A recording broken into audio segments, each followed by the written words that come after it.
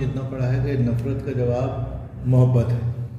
तो नफ़रत करने वाला, आपको गाली देने वाला भी अगर आप उसको पोलाइटली जवाब दें तो वो भी सोचने पे मजबूर होता है कि यार जिसको मैं इतना बुरा भला कह रहा था, जिसको गाली दे रहा था, वो तो इतने महज़ब निकला। तो सबसे पहले तो हमें अपनी कौम में एक मिलजुल के मिल बैठ के इंट्रोस्पेक्शन करना चाहिए, गिरबान में मुंह डाल के कि हमारी तरफ से तो कुछ प्रोवोकेशन नहीं है, कुछ हो तो उसको दूर करना चाहिए। क्योंकि ये फैक्ट है कि इस मुसलमानों में अनपढ़ता ज़्यादा है, जिसकी वजह से फिर जो माहौल जिसमें वो पलते बढ़ते हैं उसमें थोड़ा बहुत क्राइम का स्कोप भी ज़रा बढ़ जाता है।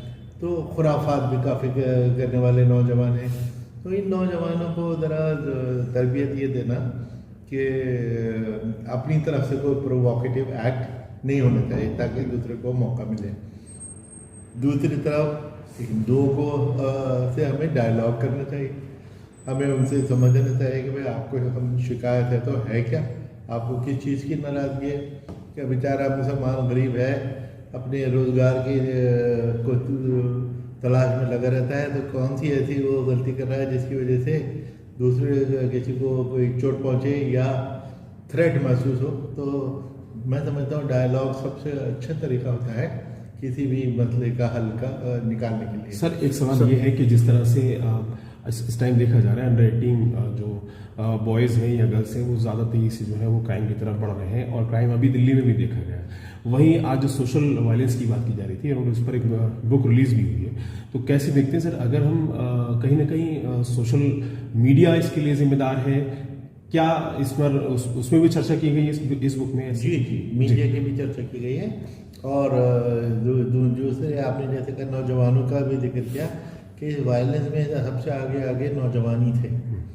और फिर मैंने पूछा इनसे कि भाई कुछ वायलेंस उस वक्ती तौर पे गुस्सा हुआ हो जाती है, बाद में कोई रीथिंकिंग होती है, कोई उसमें रिमोर्स की फीलिंग, अफसोस होता है कि गलती हो गई। तो उन्होंने कहा कि वो हमने पाया कि बुज़ुर्गों में तो अफसोस की फीलिंग थी, नौजवानों में नहीं थी। तो इसलिए एक्चुअली नौजवान को जब तक अच्छी डायरेक्शन न दी जाए, उसको अच्छी लीडरशिप न हो, उसकी शिक्षा अच्छी न हो, तो उसका तरह वायलेंट होने का स्कोप रहता है। एक सवाल और सर कि जिस तरह से हेट स्पीच की आपने बात की थी, तो हेट स्पीच कहीं ना कहीं जिम्मेदार है भारत को एक अलग गलत डायरेक्शन में, पूरी ही पॉलिटिक्स की, चाहे पॉलिटिक्स के तौर पे देखा जाए या किसी भी तरह से देखा जाए, तो कहीं ना कहीं देश जो है एक नीचे डाउन अपनी तरक्की की ओर नहीं है। कैसे? बिल्कुल, ये तो बिल्कुल है। बल्कि मैंने अपना जिक्र किया कि भागवत साहब से अपने पिछले दिनों मीटिंग की, उन्होंने यही बताया, उन्होंने कहा कि देखो जब तक हिंदू मुस्लिम इकट्ठे होकर नहीं चलेंगे आगे तो देश तरक्की कर ही नहीं सकता। तो बहुत कैटेगोरिकली, और ये बात उन्होंने एक बार नहीं 2-3 बार दोहराई।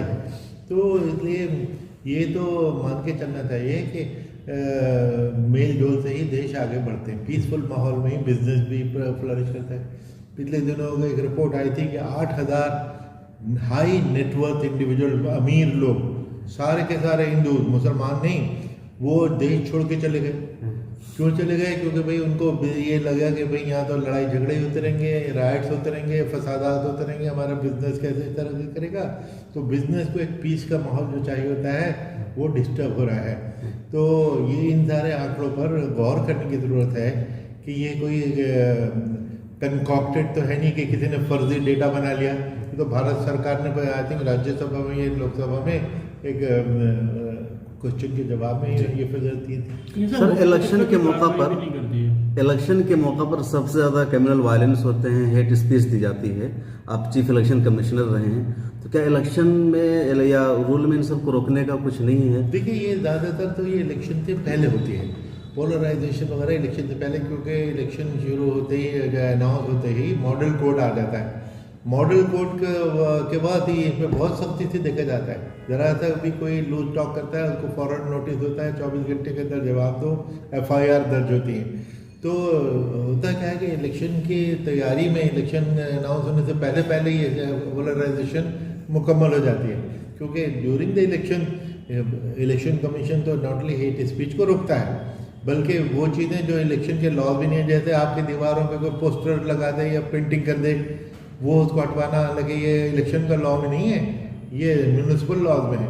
आप नॉइज़ पोल्यूशन पे कंट्रोल होता है, 10 बजे के बाद आप लाउड स्पीकर का इस्तेमाल नहीं कर सकते, इलेक्शन लॉ में नहीं है, सुप्रीम कोर्ट की एक जजमेंट है। इन्फोर्स बाकी दिनों में नहीं होती, इलेक्शन कमीशन करा देता है। प्लास्टिक का इस्तेमाल आप नहीं कर सकते, इलेक्शन लॉ में कहीं नहीं है, लेकिन इलेक्शन कमीशन प्लास्टिक का इस्तेमाल को रोक देता है। तो इलेक्शन कमीशन तो हर किस्म के लॉ को इन्फोर्स कराता है। हेट स्पीच उसमें शामिल है। हेट स्पीच इलेक्शन के दौरान बहुत कम होती है, और अगर होती भी है तो अनपनिश नहीं जा सकती। वो इलेक्शन के दौरान पनिशमेंट होती है, बाकी दिनों कोई पनिशमेंट नहीं होती। ये सर अक्सर ये देखने को मिलता है कि मुसलमानों के खिलाफ तो कार्रवाई बहुत जल्दी हो जाती है, लेकिन गैर मुस्लिमों के ऊपर कार्रवाई नहीं हो पाती। ये बदकिस्मती के बाद है, आप ठीक कह रहे हैं कि यही देखा जाता है।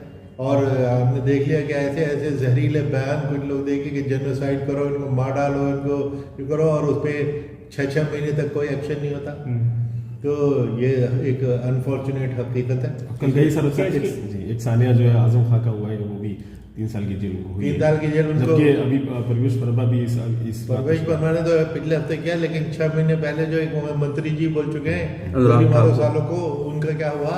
क्या उसके लिए कोई कानून नहीं बना हुआ सर? कानून तो है ही, तो मैंने आपको बताया कि कानून की कोई कमी नहीं है, इन्फोर्समेंट की कमी है। कानून तो पूरे हैं, मैंने आपको कितने सेक्शन आईपीसी के बताया है ना। सर अभी आप पॉपुलेशन के ताल्लुक से ऊपर बातचीत कर रहे थे, अपने मोहन भागवत से मुलाकात में भी उसका तस्करा किया कि 1000 साल तक भी मुसलमान आबादी बढ़ती रहे तो सरकार नहीं बना सकते, तो उनकी बातों का क्या असर हुआ उन पर? नहीं, उनकी बातों का मैं समझता हूँ ये असर हुआ कि उन्होंने अपने जो नागपुर में स्पीच दी, उन्होंने डेमोग्राफी के जो रिलीजन के बेसिस पे देश बन जाते हैं, देश बढ़ जाते हैं, ये तो ज़रूर कहा, और लेकिन जो मिसालें दी उसका वो मिसालें बिल्कुल डिफरेंट थी। उन्होंने साउथ सूडान तो मुस्लिम सूडान से टूट के क्रिश्चियन लोगों ने साउथ सूडान बनाया, मुसलमानों ने तो नहीं बनाया। उन्होंने ईस्ट टिमोर की बात की, ईस्ट टिमोर मुस्लिम इंडोनेशिया से टूट के एक नई स्टेट बनी, क्रिश्चियन स्टेट बनी, मुसलमानों ने तो नहीं बनाई। तीसरा उन्होंने शायद क्रोएशिया का जिक्र किया, तो वो तो यूगोस्लाविया टूटा था, तो कोई क्रिश्चियन नहीं रहे थे, कोई मुस्लिम नहीं रहे थे, उसके मुताबिक वो स्टेट बना गई। लेकिन दूसरी चीज़ जो उन्होंने कही, और बाद में हुस्बली साहब ने रिसेंटली उन्होंने भी 2 बातें कही कि भाई डेमोग्राफी से पार्टीशन होने का डर होता है, लेकिन डेमोग्राफी चेंज हो रही है, ये भी उन्होंने ज़रूर कहा। लेकिन रीज़न क्या दिए? इन्फिल्ट्रेशन और कन्वर्जन। अच्छा, उस पर मैं ये कहना चाहूँगा कि हाँ, ये अगर ये रीज़न है, इन्फिल्ट्रेशन को रोकिए, आपकी सरकार है, आप रोकिए। इन्फिल्ट्रेशन क्यों हो रहा है? बल्कि मैं तो यहाँ तक समझता हूँ कि बांग्लादेशी लोगों की इन्फिल्ट्रेशन से हिंदुस्तानी मुसलमान को बहुत नुकसान हुआ। क्यों नुकसान हुआ? आए तो होंगे वो 10 लाख, 20 लाख, 30 लाख।